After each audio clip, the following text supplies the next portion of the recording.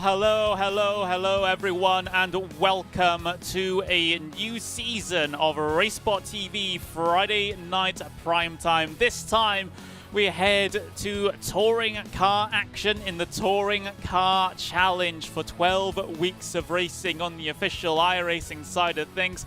My name, of course, is Connery Maddock, and I'm joined as ever for Friday Night Primetime by the ever wonderful Stefan Schlacker as we head to the very famous Belgian circuit for round number one of this competition. Stefan, it's touring cars, it's on prime time.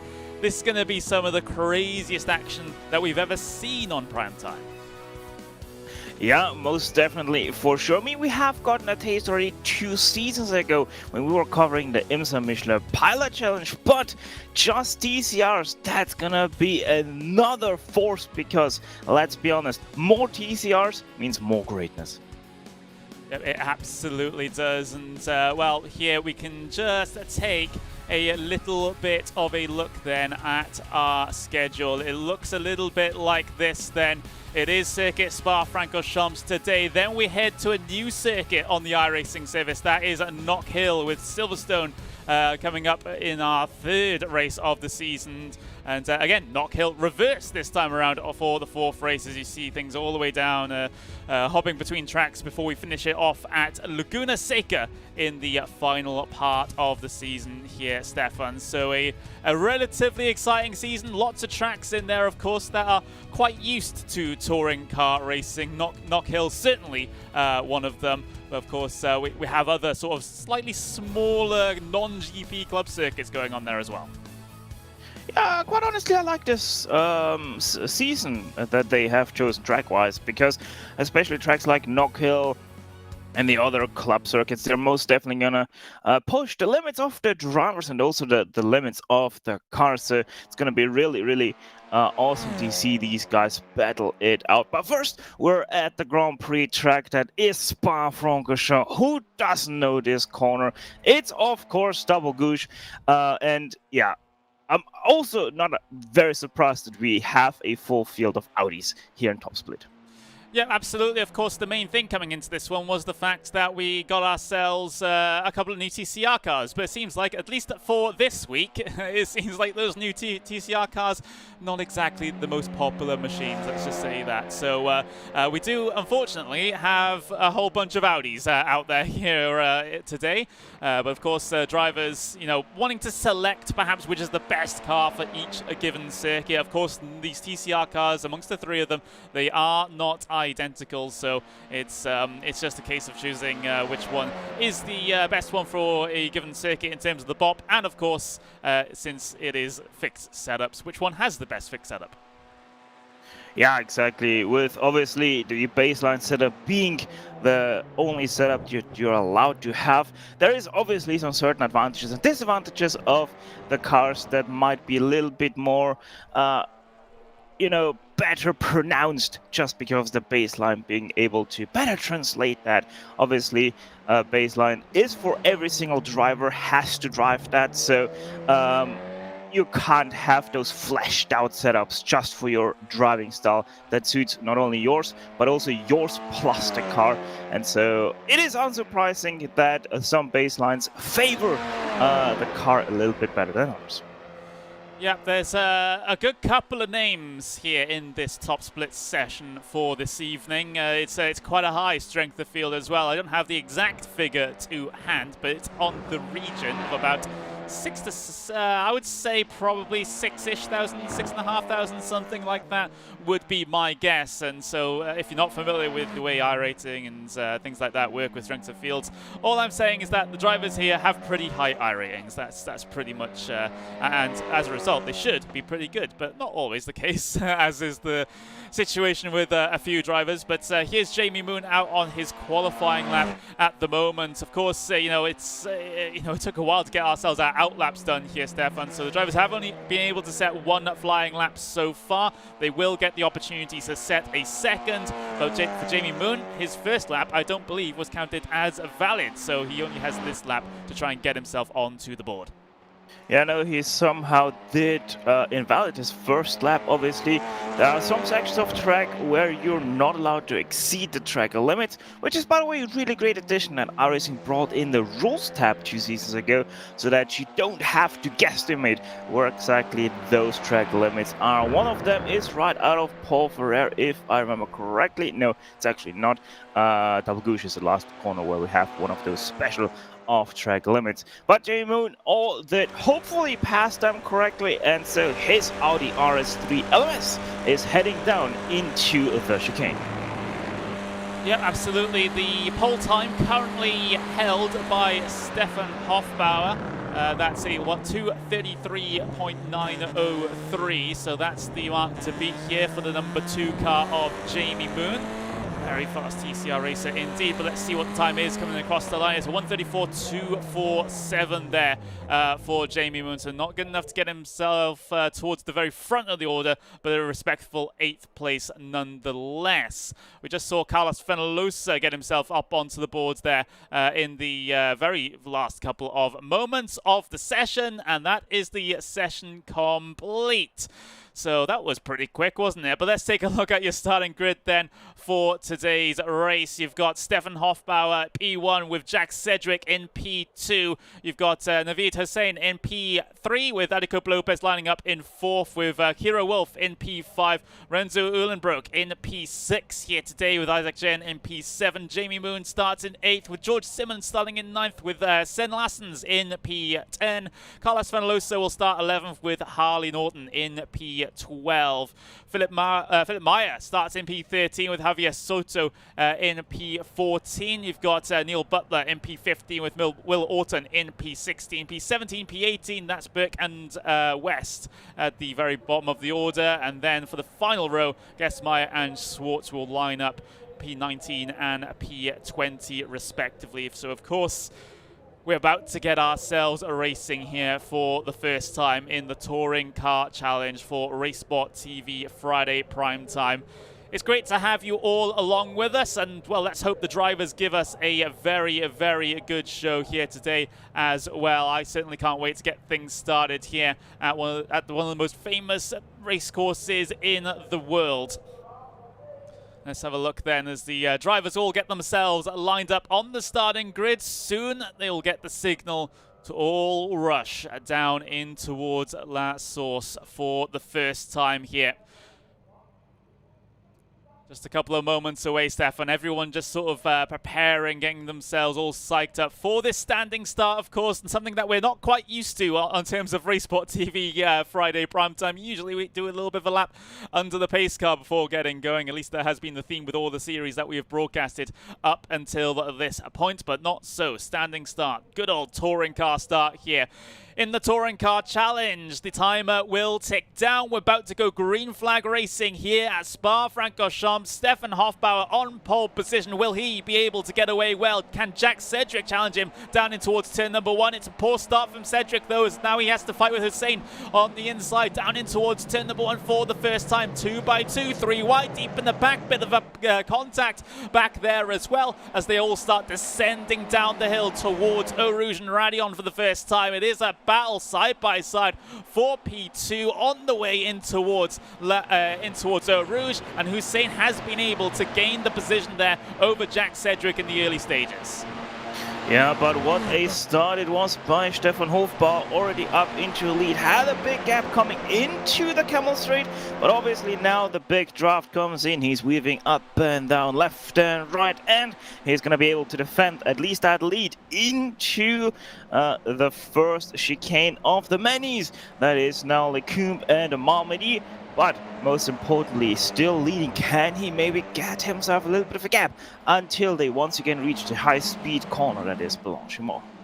Of course, it's just a 15-minute race here in the Touring Car Challenge. Just 15 minutes to sort out your differences. It's one of the shortest races we've done here on RaceSpotTV Friday prime time, but it's going to be 15 minutes packed full of action. We're expecting about 6 laps here as well, as we're looking further back through the field. A little bit of a show of the nose there from Kira Wolf down the inside of Adikoop Lopez, but the Pouan is not really the most ideal overtaking opportunity at this racetrack, so they're just going to stick in line for for now. And, well, it seems like we've got most people off and away at the start pretty, well, unscathed, apart from 2 drivers that might have gotten themselves in that little bit of a tangle through that source for the first time. Bobby West and Cedric Gesmeyer are down on pit lane. I don't think they're going to be coming out anytime soon.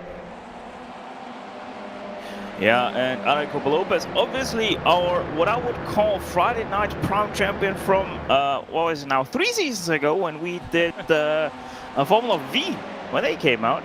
Obviously just utterly dominating the second half of that season.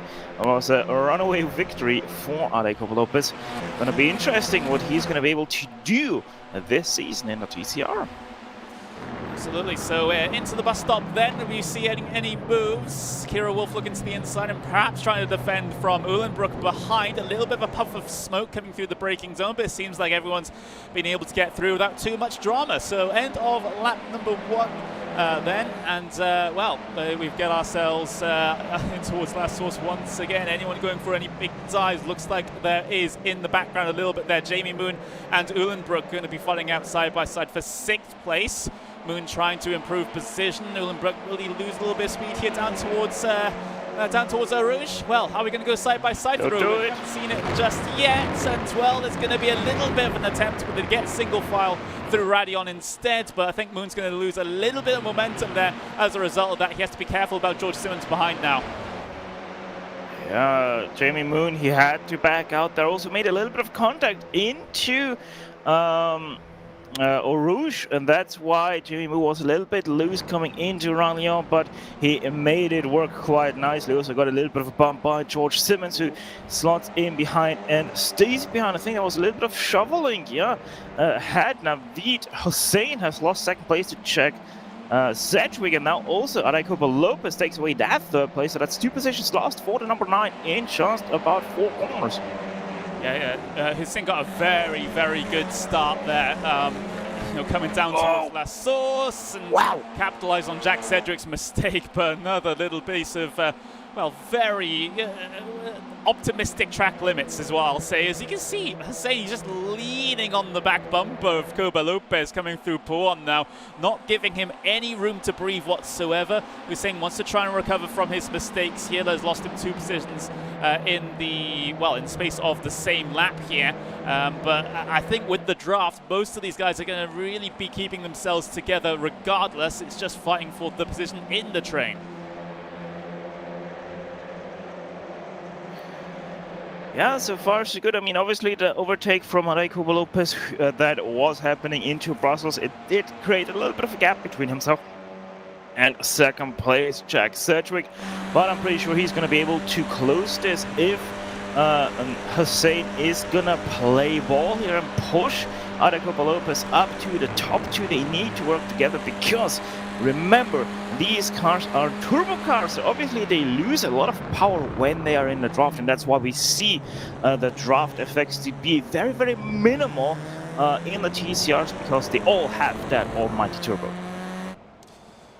They do, but the whole pack keeping themselves together for the moment. Hofbauer still leads. That has been the case since the very start of the race, so the pole position sitter continuing to sort of manage the race from the front of this train. Whether or not he'll come under threat in the later laps still remains to be seen, and well, it is Jack Sedgwick behind him, so I think he has to be a little bit scared about what's potentially on the horizon. Jack Sedgwick will certainly take no prisoners with regards to trying to overtake the race leader, and perhaps if he gets a good run off the top of Radion here, he might make an attempt of it. Coming down the Kemmel straights, yes, he'll do so now. To the driver's left-hand side goes Sedgwick. He has the overspeed as well. He might even be able to beat him before the braking zone here of Lacombe. He has Hofbauer slots in behind. Hussein was not able to improve position from 4th place. New race leader, Jack Sedgwick. Yeah, Hofbauer nearly a little bit too early with his lift on the throttle, but still managed to retain that 2nd place as Koba Lopez was too far back for him to do anything into La Source. By the way, this field has a whopping 6,300 horsepower from these 4-cylinder turbo cars. So even though they might only be RS3s, they still pack a lot of power.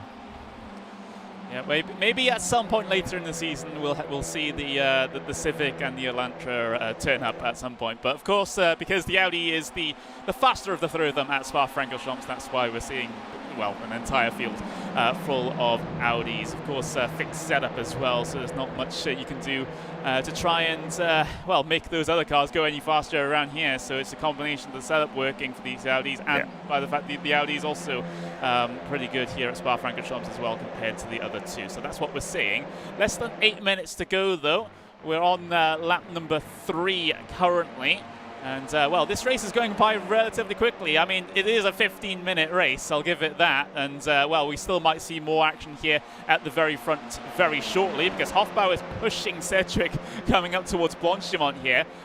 So a little bit of gamesmanship going on between the two of them here. But is there going to be moved down the inside by Hofbauer into the boss stop? I do not think so. There's a few little threatening looks down the line, but none of them actually committing to any sort of move. It's that big old run out of Radion and down into the Coombe. That's the main opportunity here. Yeah, you don't want to make really a pass into the chicane just simply because you know that they have that very long straight, the Canal Straight coming up in just 2 corners time. So it's really not that of a big deal to not go for a move here, unless obviously it is the last lap. Then you have all the means necessary at your disposal if you want to make a move into the chicane, because obviously that would then be the last passing opportunity of the circuit. So Hofbauer now very well situated in the draft. He's actually also gaining already very early on the straight, so had a good run out of Raul and immediately jumps over to the inside. And now also here comes Adeco Lopez to maybe his 8, a little bit too late for him, tries to squeeze in between them, and that's contact. Cedric slides out into the glass to rejoin. No. Oh, sends one car into the wall. That's Wolfgang out into the wall, but that was a bit of a rejoin there from Jack Cedric. And, well, I don't know if there was much he could have done about that, given how out of control that car was. But that was a massive, massive, massive moment for Jack Cedric that we'll take another look at.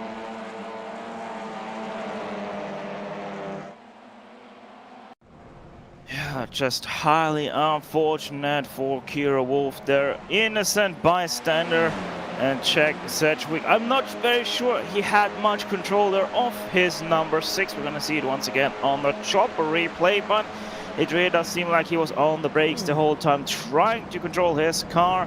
And yeah, most definitely no control there whatsoever. And a great avoidance by Kira there.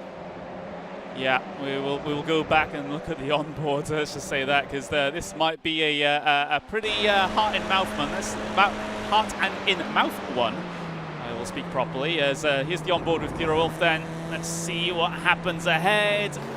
Ooh, just wrenches that wheel to the right-hand side. Tags the wall a little bit, but the TCRs are a bit out of strong stuff, but still certainly doesn't help. Yeah, I like to think of them as battle machines. They're hardened for battle, and that's exactly what TCR is. It's battling on 4 wheels.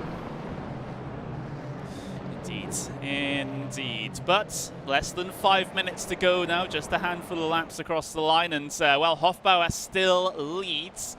And, well, now it's Copa Lopez behind him in 2nd place. Hussein has been promoted up into 3rd place as a result of Cedric's issues as well. Cedric dropped back to 9th place for the moment. So let's see how far up the field he can work his way inside of these remaining minutes of the race here at Spa-Francorchamps. But down towards Eau Rouge and Radion they come once again. And I get the feeling each and every time we go down the Camel Straight into the Coombe, it's going to get even more and more intense with each lap that we have to remain.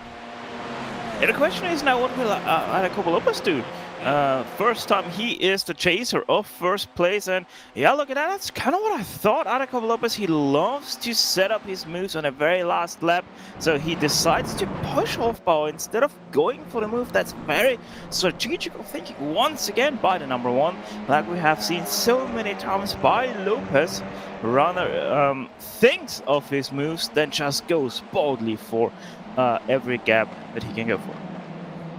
Absolutely. So that's, well, just the little looks here and there. this time into Lacombe, but nothing significant in amongst this leading group at the moment. So maybe they're saving it all up for a last lap attempt. And, well, we've had crazy last laps before here on RaceSpotTV Friday Primetime, Stefan. We had plenty last season. We've had even more in seasons gone by. But I think this TCR series will give us a habit of last lap action.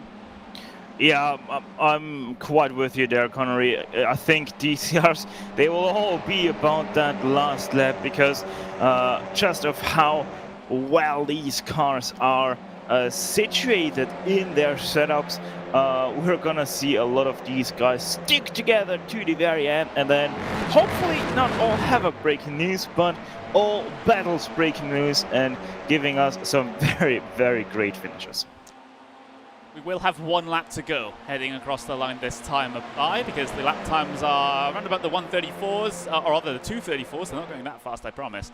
But we are below 234 remaining, so next time across the line will be the start of the final lap. Here comes the move from Hussein into the box. At the same time, Cooper Lopez tries to go to the race lead over Hoffman as well. There's contact in the middle of the corner. Cooper Lopez gets spun out wide. He just floors the throttle to keep it stable, though. Coming across the line now to start the final lap. Hofbauer will still get that at the line, but here comes Hussein then towards the outside. Can he get the momentum around there to be able to get the run down towards Eau Rouge and Radion? Well, we'll just have to wait and see, as he'll have to stick in line for now. Simmons trying to make a move a little bit further back as well, trying to get up into 4th place as they head their way through Eau Rouge. No, there's the incident at the top of Radion. What a save, though. Saved it, but the action still is going on, though. Hofbauer in the race lead. Hussein 2nd place. Jamie Moon almost gets squeezed a little bit too much there. Hussein diving to the insides then, almost out into the grass as they head their way into Lacombe then. Jamie Moon looking to go from 3rd to 1st here in this situation around the outside of Malmedy. Hofbauer, does he have anything to fight with on the inside there? He does not. He loses ground. Moon goes from 3rd to 1st, and it's a mess behind as well of drivers trying desperately to find the inside of Ravage, and there's a bit of contact there. Oh, this is touring car racing, certainly, as Fenalosa gets punted out by Hussein, and he almost tags the wall, rejoins in the train, but we've still got half a lap to go. Yeah, Fenalosa tried to do a little bit of a bump and run on our 3rd place driver Hussein, and Hussein gave that right back the next corner, so a little bit of a shove and tug from both of them, but that is TCR, another shove, this time to Adai Cooper Lopez, who tries to close the door on Hussein, but Hussein says, no sir, you stay behind. The battle for 3rd is on. Meanwhile though, Hofbauer and Moon, they continue to run away. They do. Wolf down the inside of Uhlenbrock here as well, coming through the 2 Stavelos towards the closing portions of this lap and, well, closing portions of this race as well. We do have to look away from that for a little bit, though, to see what these 2 race leaders do. Jamie Moon with a stellar move at the start of the final lap to get himself up into the race lead, but what does Hofbauer do in this situation? He's led pretty much every single lap so far, but he might not lead the one where it counts. Moon to the inside, as defensive as possible, as Hofbauer commits around the outside of the first apex. The other commits. There's contact between the 2. Hofbauer squeezes his way through. Moon out into the runoff. He won't get to the line. Hofbauer will. He'll take the race win, but that will be controversial. Moon in 2nd place. Hussein in 3rd. That is your podium, but oh, that one you're going to have to talk about after the race, that's for sure. I mean, if you want to say that's controversial, quite honestly, Moon wanted to not leave the room to Hofbauer. Hofbauer stayed on track, and you know, if you try to close the door while there's a car still there, well, there's a car still there, and that's gonna shove you out wide. Well, let's take a replay of it then before we get ourselves to the to the actual finishing results of this one, because the angle that we had wasn't exactly the most ideal one. So let's take the chopper cam on the inside, and you can see, oh, it is a bit of a squeeze from the outside, isn't it? Yeah, well, as said, Moon tries to close the door to the outside, but the force still was there, had all rights to be there, and then obviously Hofbauer just gives the favor back, very well deserved that as well from the 4 to come out on top in that battle after leading pretty much all race long. Yeah, absolutely. So, yeah, as you see them come through the final corner, of course, Moon out wide. Still is able to come across the line P2, though, but, well, that was a bit of a touring car finish. Let's just say that then, Stefan, as we'll have a look at your official race results then for the first race of the season here in the Touring Car Challenge. Stefan Hofbauer by 0.3 of a second. It takes the race win from Jamie Moon. Oh, what it could have been for Jamie. That was a crazy move at the start of the final lap, but not able to get P1 at the very end. Hussein with a decent race, kind of up and down for him as well. P3 with Aleco Lopez in P4, Illenbruck P5, Wolf in P6. Sedgwick, after the earlier incident, he finishes in P7 with Isaac Jen in P8, Harley Norton P9, Carlos Fenalosa in P10, Philip Meyer in P11, and then 12 and down, you've got Simmons, Butler, Soto, Lassens, Burke, Orton, West, and Gesmeyer as the 19 cars that took the start here. We did have someone who did not start. That was Yannick Schwartz, who was technically classified in P20. So then, that was a bit fast and furious there, Stefan. We knew with the short race it was a recipe for some quite close action, but I guess the touring cars and TCRs delivered this time around.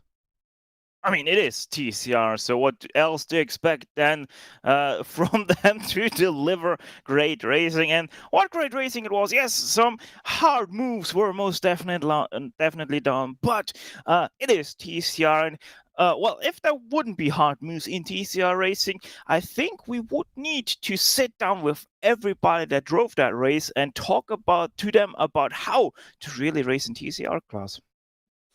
Yeah, are you willing to give those lessons, Stefan? Sure.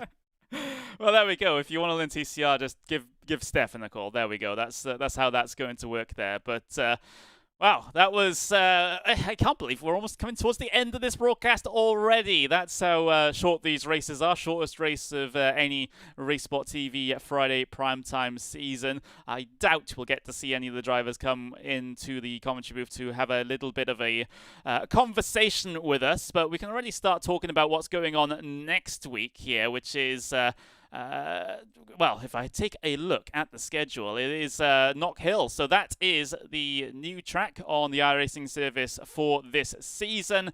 And of course, it's a very well-loved track, especially those from the UK. Of course, it's a staple on the British touring car calendar, amongst many others. And I can't wait to go there. Yeah, most definitely. I'm not the biggest fan of Knock Hill.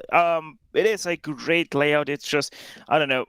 It's remain to be seen if it is suiting for the TCR cars. We're gonna see that in 1 week, and I'm pretty sure we're gonna see a few more Hondas next time around. Yeah, indeed, as the preference of cars switches around just that little bit once we head to Knock Hill. So with that, everyone, believe it or not, with 30-ish minutes on the timer, at least from when we went live, that is time to end.